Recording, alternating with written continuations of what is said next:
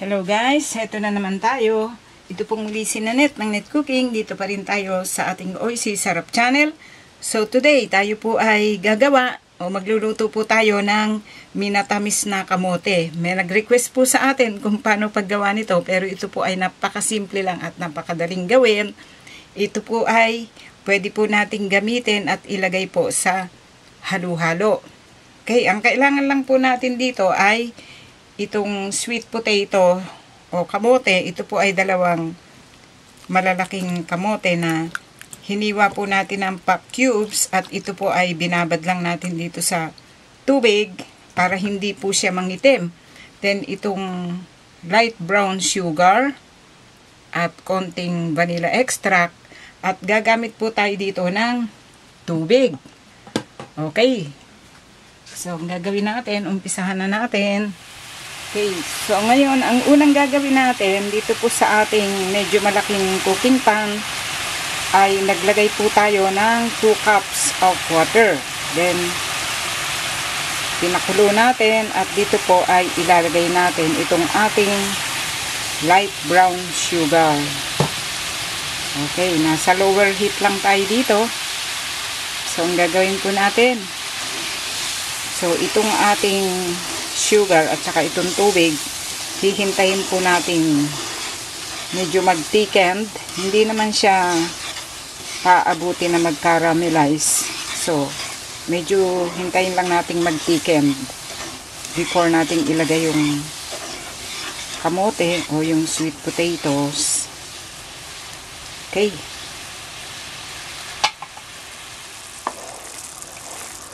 Okay, so ngayon, pagkaraan ng halos nasa 3 minutes ko na ito na niluluto dito. So, ayan, medyo nag-thickened na siya. Then, dito guys,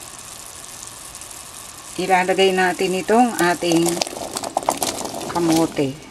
Okay.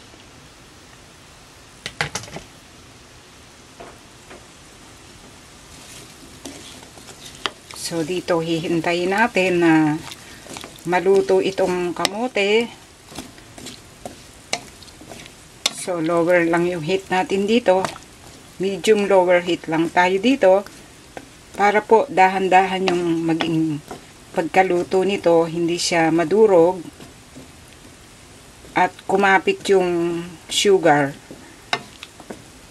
doon sa sweet potatoes. Okay. Okay, then ngayon guys, pagkaraan ng halos nasa 5 minutes. So, narito na yung ating nilulutong sweet potatoes. So, ayan oh. Nakikita na natin yung kulay niya. So, dito, lagyan po natin ng vanilla extract. Okay.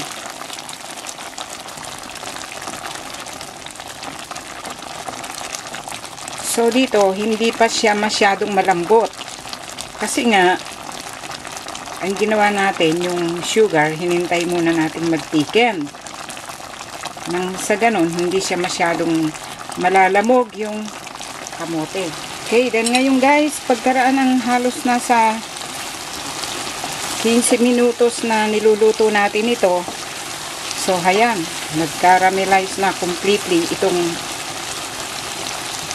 yung arnibal o yung sugar. So, ngayon, so, itong kamote, ang nangyari dito, so, i-check natin ha. Diba, oh.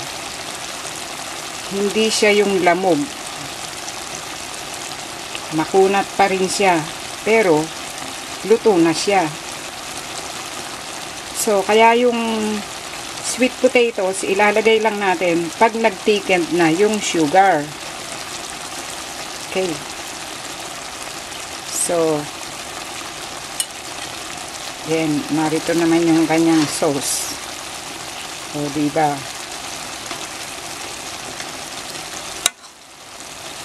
Nag-thickened na siya completely. Yan. So, ang gagawin natin, hindi natin nahayaan na matuyo yung syrup. I-turn off na natin yung heat. Okay, sobrang init nito guys. So, ang gagawin natin dito, hintayin natin lumamig, mag-cool down, at i-transfer natin sa isang container o sa isang lalagyanan, at pwede na po natin itong serve at kainin. Maganda po itong panglagay sa halo-halo o kakainin natin ito kasabayan ng sumang malagkit, inangit. Okay. At kahit na rin sa kanin, pag kumakain tayo ng kanin, pwede po itong panghimagas o dessert. Okay guys, then ngayon, ito po yung kinalabasan sa pagkakagawa po natin dito po sa ating minatamis na kamote, sweet potatoes. Okay, so meron pa tayong natirang syrup dito. So ilagay natin. Wow! Okay guys, then isi-share ko lang itong ating ginawang merienda for today. So, narito yung ating halayang ube, minatamis na kamote, minatamis na saging. So, ngayon, ang gagawin natin dito, meron tayo ditong okay. So, maghahalo-halo tayo. So, may nagbigay sa atin itong halo-halo mix. Pero, okay lang ito kahit di na natin gamitin. Pero, pwede rin ito kasi meron siya yung kaong langka.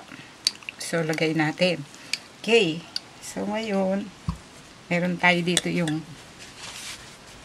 cup na lalagyan ng halo-halo. So, itong crushed ice. Okay. So, lagay natin. Wow, tamang-tama kasi ngayon.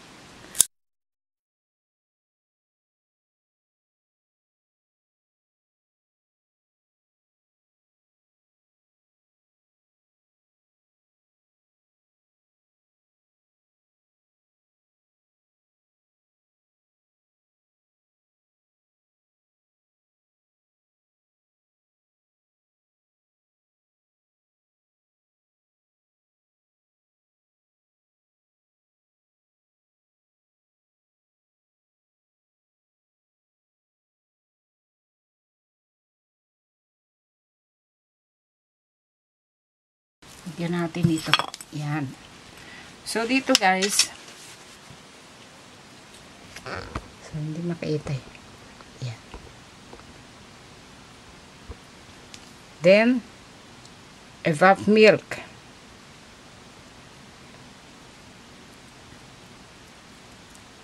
Okay. So, ayan. At pwede na po natin itong kainin. May darating po tayong mga friends ngayon. Kasama natin kakain itong ating halo-halo. Then, meron din tayo dito guys yung inangit. Okay. So, this is our merienda for today. Okay.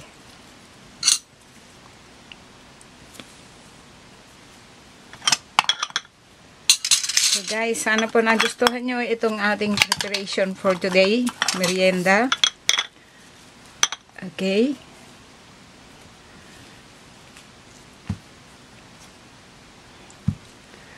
So, itong inangit, lalagay natin dito sa isang serving plate. So, itong inangit guys, kung wala kayo yung mga minatamis na ganyan, pwede rin yung i-toast nyo lang siya sa granulated sugar. At meron na tayong masarap na merienda. Okay. So, sana po nagustuhan nyo ang pagkakagawa po natin o pagkakashare natin itong ating minatamis na kamote. Yung pinaka-main natin dito. So, yung pwede nating maging kasabayan pag meron tayong minatamis na kamote. Okay, sana po ay nagustuhan nyo ang pagkaka-share natin dito, pagkakagawa natin dito. Marami pong salamat. Ito pong muli si Nanette ng Net Cooking. Dito pa rin tayo sa ating Oisy Sarap Channel. Thank you po. Bye!